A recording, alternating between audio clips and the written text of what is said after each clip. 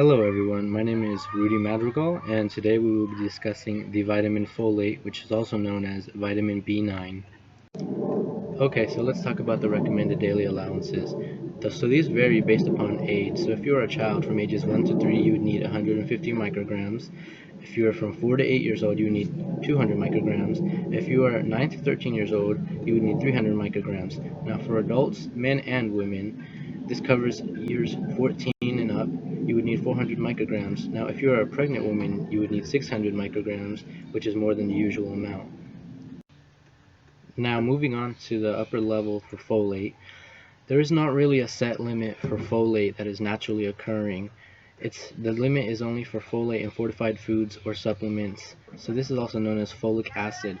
Now for children ages 1 to 3 years old, the upper limit is 300 micrograms. From 4 to 8 years old, it's 400 micrograms. From 9 to 13 years old, it is 600 micrograms. Now for adults, men and women, covering 14 and up, they would need 1000 micrograms. There are many good sources of foods for folate, so some of the really good ones are asparagus, broccoli, beets, pinto beans, papaya, lentils, and bok choy.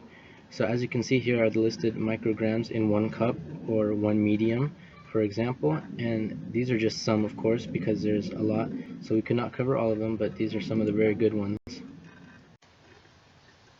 So for folate deficiency, some of the things that can happen are decreased red blood cell synthesis, inflammation of tongue, also diarrhea, poor growth, mental confusion, spinal bifida, megaloblastic anemia, and depression. Now some of the more important ones are decreased red blood cell synthesis, spinal bifida, which is a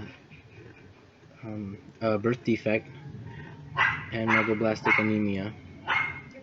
So for folate toxicity, there's not really a known level of toxicity for naturally occurring folates. It's more of folate found in fortified food and supplements, so folic acid again. Now, one of the things that can happen is high amounts of folate can actually hide effects of folate deficiency until the effects they're not fixable. You cannot fix them. So like the neurological ones, it would be too late. This can it can also fix megaloblastic anemia.